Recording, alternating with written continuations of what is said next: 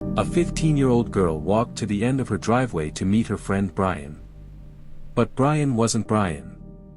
The person she'd been messaging for weeks, the friend who offered comfort after her breakup, the voice that felt so familiar, didn't exist.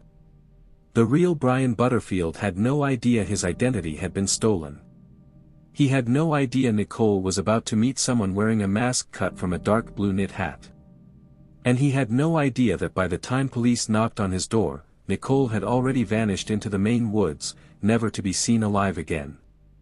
This is the story of a teenager who trusted a screen, and the predator who built an entire fake life just to get her alone. Nicole Cable was 15 years old in the spring of 2013. She lived with her mother, Kristen Rye, and other family members in Glenburn, a quiet residential community in Penobscot County, Maine, not far from Bangor. Those who knew Nichole described her as energetic, sociable, and deeply connected to the people around her. She was close to her family. She kept in regular contact with friends. She was not the kind of daughter who disappeared without explanation. Nichole carried her phone with her constantly. She responded to messages quickly. She came home when she said she would. In many ways, she represented the generation that had grown up alongside the rise of social media, a generation for whom online communication had become as natural as face-to-face conversation. Facebook, in particular, was central to her world. It was where she stayed connected, where she shared moments from her life, and where she built relationships that felt real, even if they existed primarily on a screen. If this case has already drawn you in, consider subscribing to Cold Case Beacon. We bring you in-depth investigations into cases that deserve to be remembered, examined, and understood. Hit that like button, leave a comment with your thoughts, and join a community dedicated to seeking the truth in the stories others have forgotten. On the evening of May 12, 2013, the Rye household was settling in for the night. It was Mother's Day. Kristen had spent the day with her children, moved by a handmade card her eldest daughter had given her for the first time. The weather that evening was mild, with light breezes and a brief passing shower before 9 o'clock. It was the kind of peaceful Sunday night when families wind down and prepare for the week ahead. There was nothing unusual about the evening. Nothing that would have raised alarm.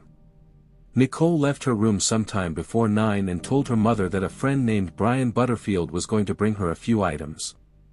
She said she wanted to meet him at the end of the driveway. Kristen knew the name. Nichole had mentioned Brian before. The two had been friends in high school. But Kristen had never met him in person.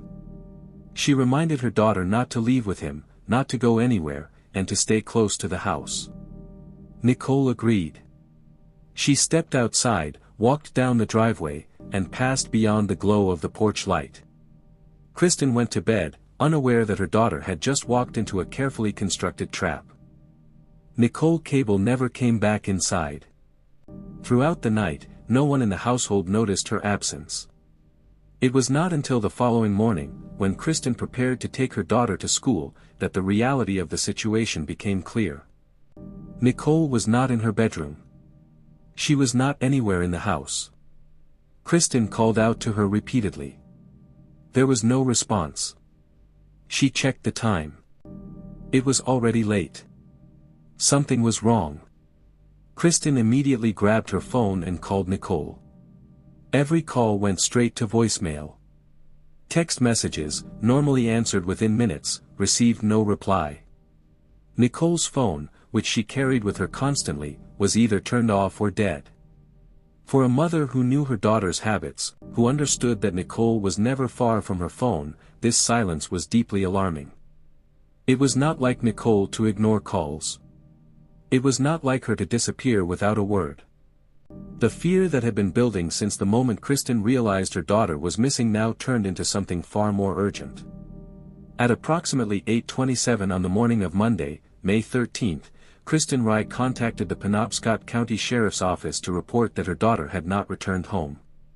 She was told that Nichole had not been gone long enough to be classified as a missing person. In many cases, authorities explained, teenagers returned on their own after being out overnight.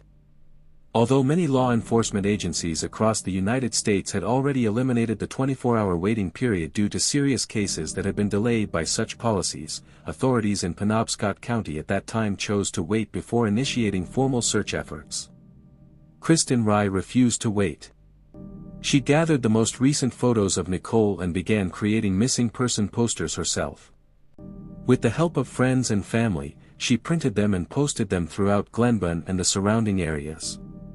She also reached out to regional media outlets, pleading publicly for anyone who had seen her daughter to come forward. Her message was clear and desperate. She wanted Nichole to know that she was not in trouble, that she just needed to come home. If someone had taken her, Kristen begged them to leave her somewhere safe, anywhere, and let her go. It was the plea of a mother who could not yet comprehend the full scope of what had happened, but who knew in her heart that something was terribly, irreversibly wrong. By the following day, the Penobscot County Sheriff's Office officially took over the case. Search efforts escalated rapidly. Local and state law enforcement agencies mobilized resources to canvass residential areas in Glenburn and nearby communities. Investigators began speaking with Nichole's friends and acquaintances to establish the last confirmed time she had been seen or heard from. Notifications were issued to state-level authorities to broaden the scope of the search. As the hours passed, the number of volunteers joining the effort swelled to approximately 500 people. They searched wooded areas, natural terrain, roadways, and every conceivable location where a missing teenager might be found. The community response was overwhelming. Neighbors who had never met the Rye family joined the search. Strangers drove from surrounding towns to help comb the forests and fields. The disappearance of Nicole Cable had become more than a missing person case. It had become a community crisis, a collective effort to bring a girl home. As investigators worked to reconstruct Nichole's final hours, two primary investigative paths emerged. The first was verifying information related to Brian Butterfield. The second was analyzing the digital traces left behind by Nicole Cable. Through interviews with Nichole's friends, investigators determined that Brian Butterfield was living on Walling Drive in Bangor, approximately a 20-minute drive south of the Rye family home. On Tuesday morning, Detective Andy Whitehouse of the Penobscot County Sheriff's Office conducted an interview with Butterfield. Brian Butterfield was 19 years old. He had previously attended the same high school as Nichole and had graduated from Old Town High School the year prior. According to his statement, although the two had once been friends during their time in school, several weeks had passed since he had last contacted or communicated with Nichole in any form. The Brian Butterfield sitting in front of Detective Whitehouse looked nothing like the Brian Butterfield that Nichole had been communicating with online. There was no resemblance whatsoever. More importantly, Brian Butterfield knew absolutely nothing about the messages Nichole had received. He had no idea what the detective was talking about. He had not asked Nichole to meet him. He had not sent her any messages. He had not been anywhere near her home. It became immediately clear to investigators that someone had stolen his identity. While Detective Whitehouse continued working with Brian Butterfield to determine who might have impersonated him, a parallel line of investigation was launched. Detective Brent Beaulieu of the Bangor Police Department began reviewing the electronic traces left behind by Nicole Cable. This included her social media activity, text messages, and phone call history. The findings showed that Nichole had been highly active online, a pattern consistent with many teenagers during the rapid rise of social media in the early 2010s. Facebook was the platform she used most frequently. She connected with a large network of friends, engaged in frequent conversations, and formed online relationships that felt meaningful and real. Investigators observed that Nichole had interacted with several individuals in the weeks leading up to her disappearance, but the name Brian Butterfield stood out more prominently in her recent activity. According to message records, an account using the name Brian Butterfield had begun contacting Nichole shortly after she had gone through an unsuccessful personal relationship. The account offered attention, empathy, and emotional support. This interaction appeared to draw much of Nichole's focus and trust toward the new connection. That shift in her online behavior would later become a critical link in the unfolding investigation. The messages were frequent, personal, and carefully designed to build trust. Whoever was behind the account knew how to present themselves as someone safe, someone familiar, someone Nichole could rely on during a vulnerable time. During the detailed analysis of data from Nicole Cable's Facebook account, Detective Beaulieu uncovered a pivotal detail that would change the entire direction of the investigation. The account named Brian Butterfield that Nichole had been chatting with did not actually belong to him. It was a fake profile. The fraudulent account had copied nearly all publicly available information from Brian Butterfield's real profile. The profile picture, the biographical details, the list of mutual friends, all of it had been duplicated with precision to create the illusion of authenticity. Yet the underlying technical data pointed to a completely different individual. Investigators immediately submitted an emergency request and subpoena to Facebook to identify who had created and used the account. At the same time, Detective Whitehouse directly asked Brian Butterfield whether he knew anyone who might have impersonated him to contact Nichole. Butterfield provided a notable name without hesitation. Kyle Dubet. Kyle Dubet was a former Old Town High School student who had previously had a personal relationship with Nichole. According to statements gathered from those familiar with the situation, although that relationship had ended, Kyle had continued to show fixation on Nichole and had repeatedly engaged in boundary-crossing behavior that Nichole had rejected. The age difference between them had also raised concerns among those who knew about the relationship. Facebook responded to the emergency request and provided critical data that would prove essential to the case. This included the IP address used to create the fake account and the last 4 digits of the phone number used for verification during the account setup. The data revealed that the account had been deleted early on the morning after Nichole disappeared, a deliberate act that suggested an attempt to cover tracks. Both the IP address and the phone information matched Kyle Dubet or members of his family. According to the local internet service provider, the IP address was registered to Greg Dubet at the family residence at 5 Maplewood Street in Orono, Maine. Investigators quickly proceeded to that location to question Kyle about what he knew regarding Nichole's disappearance. The digital footprint was undeniable. The fake account had been created from Kyle's home. It had been accessed from his phone. And it had been deleted within hours of Nichole vanishing. The evidence was beginning to point in one direction. Kyle Dubet had a history of minor prior offenses and was not unfamiliar to law enforcement in the area. In recent years, Kyle had been living with his family in Orono, attending a community college in the state of Maine and working various part-time jobs in an apparent effort to establish stability. He presented the outward image of someone attempting to turn his life around while helping care for his young daughter. However, when detectives approached the Dubet family, they learned that Kyle was preparing to report for a short-term sentence related to a prior serious traffic incident. That circumstance immediately drew additional attention within the broader context of the ongoing investigation into Nichole's disappearance. Kyle's personal relationship with Nichole was subjected to close scrutiny by investigators. The two had initially connected through social media during Nichole's early high school years and had later spent a period of time interacting in person with the knowledge and permission of her family. According to information gathered from friends and family members, that relationship had ended not long before Nichole left home on the night of May 12. Tensions had also emerged involving Kyle's girlfriend, Sarah Maringer, who was living with him and his family at the time. In the days that followed the breakup between Kyle and Nichole, Sarah Maringer had sent multiple messages to Nichole that were pressuring and threatening in tone, warning her not to continue contacting Kyle. At one point, a post appeared on a Facebook account under Kyle's name. Investigators believed it was written either by Kyle himself or by Sarah using his identity without his knowledge. The post was notable for its unusually poor spelling and grammar, which differed from Kyle's typical online communication style. Based on the online data reviewed, investigators determined that after this period of tension, Nicole Cable had cut off contact with Kyle entirely. The two no longer communicated in any significant way. That silence continued up until the day after Nichole disappeared, when Kyle suddenly shared her missing person poster on his personal Facebook page and publicly offered to help care for his young child so that Kristen Rye could take part in search efforts without distraction. To the community observing his actions, it appeared as a gesture of kindness and support. To investigators familiar with the case details, it raised immediate and serious suspicion. If you're still watching at this point, drop a comment with "I'm still here." Let's see who's truly following this shocking story.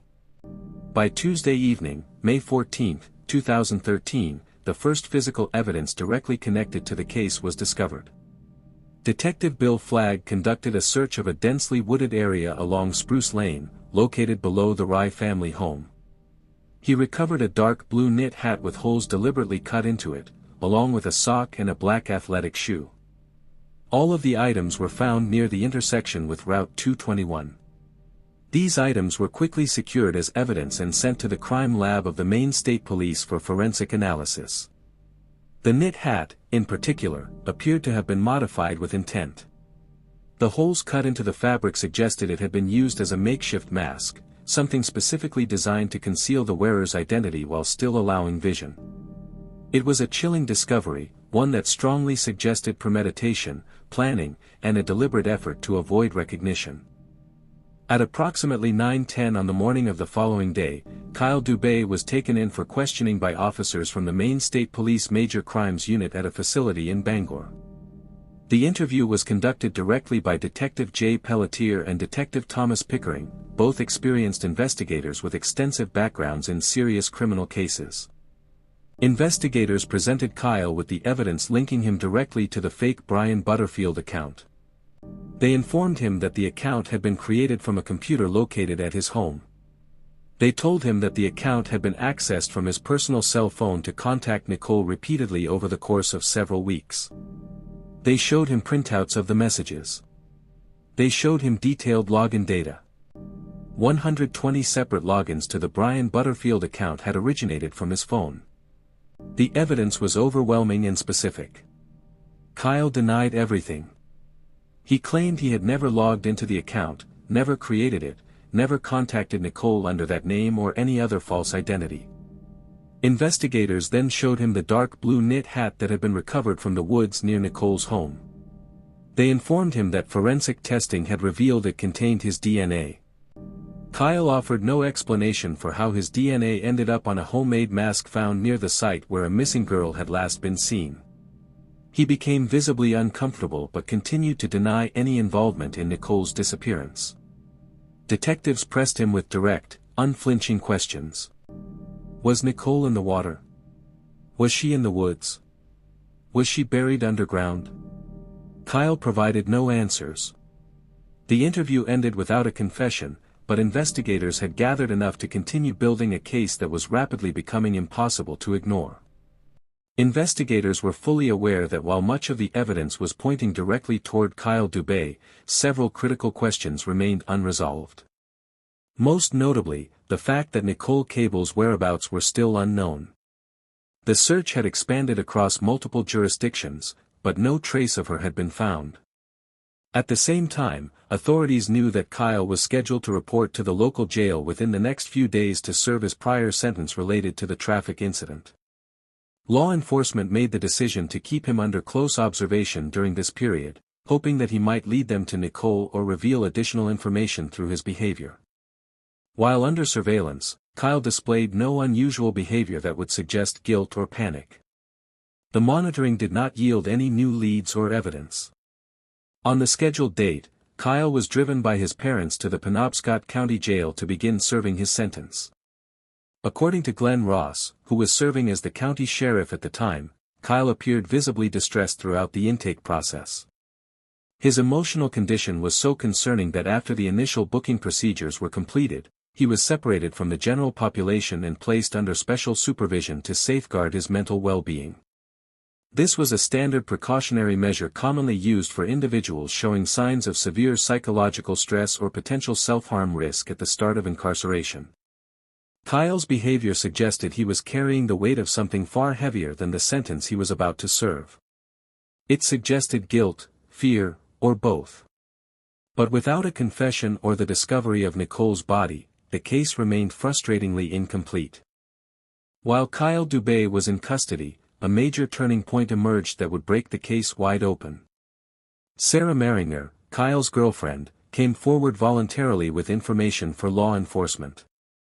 According to investigative records, on Monday, May 20, 2013, Detective Jennifer Fisk conducted a formal interview with Sarah. During that interview, Sarah made a statement that would change everything.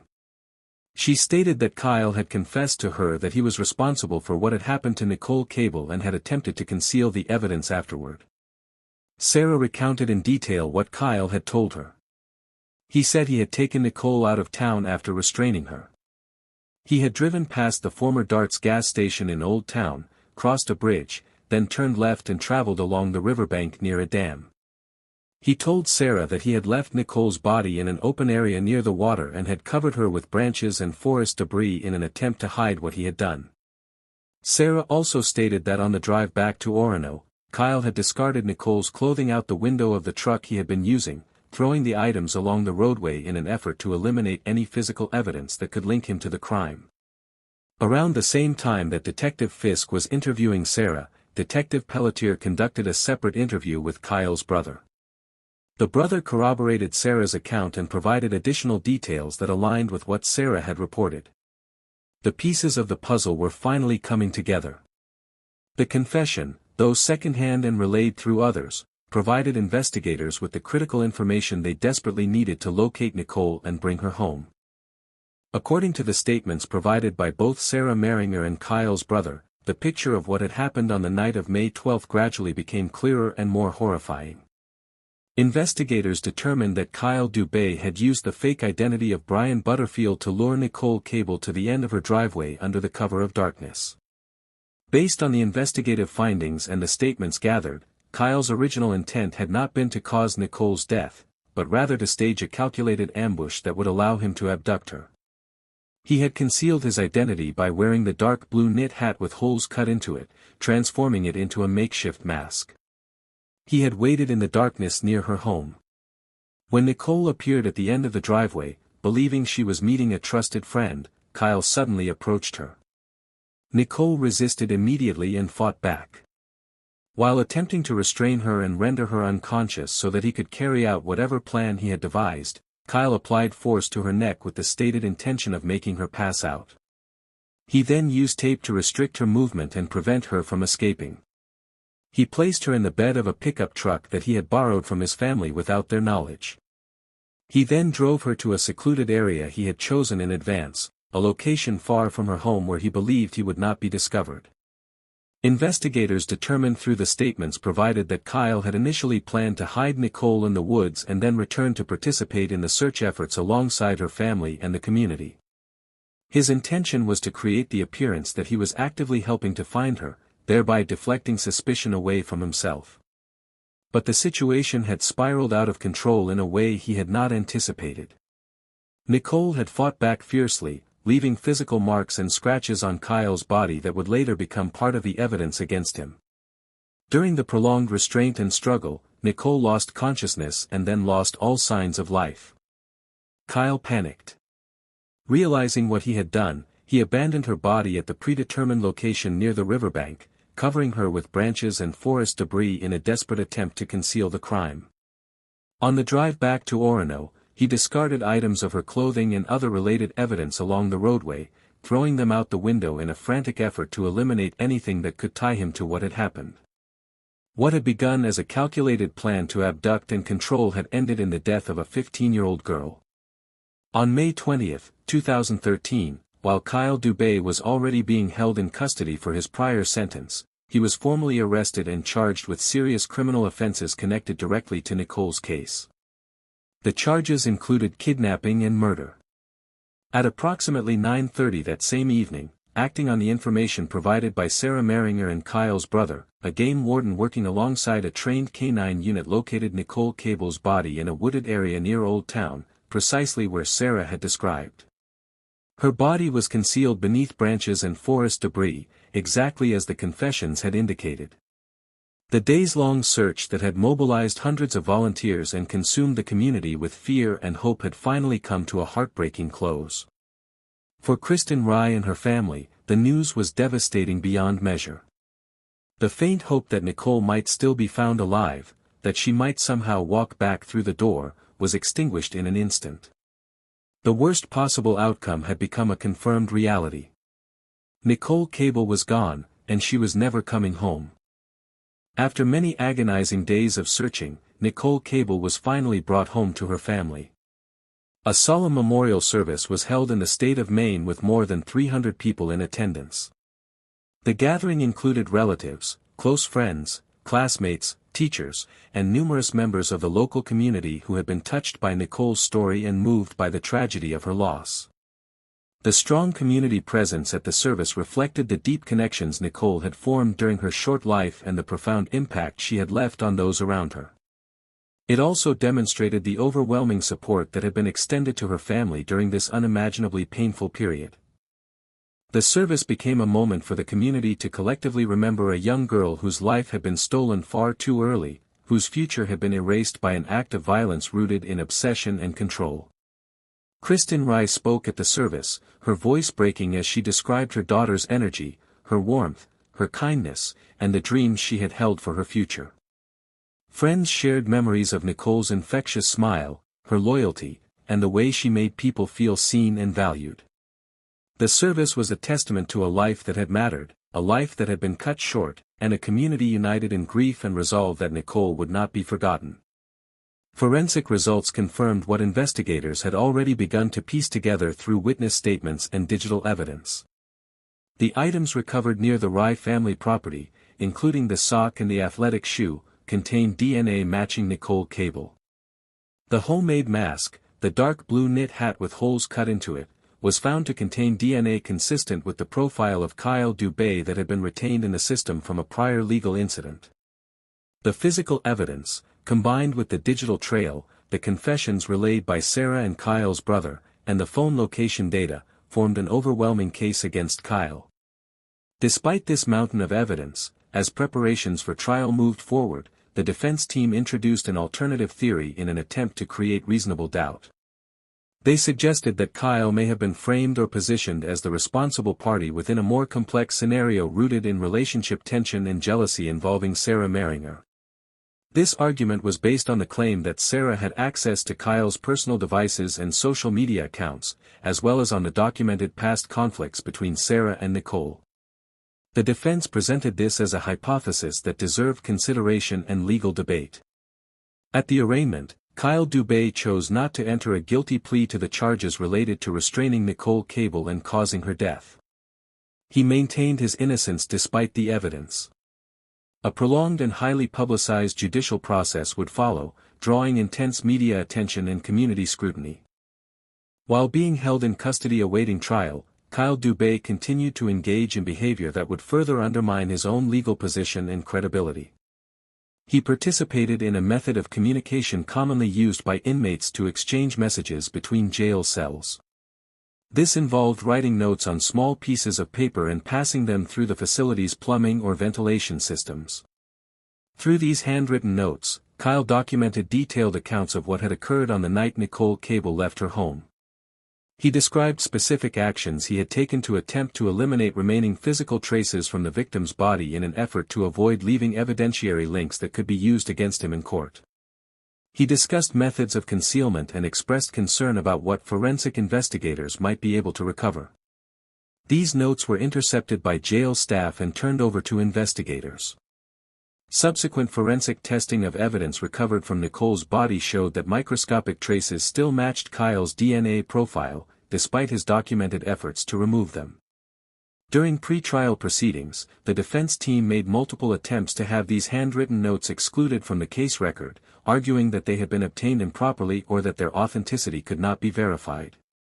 However, multiple witnesses who were familiar with Kyle's handwriting, including family members, former teachers, and former co-workers, were brought in to examine the notes. Each of them confirmed that the handwriting belonged to Kyle Dubet.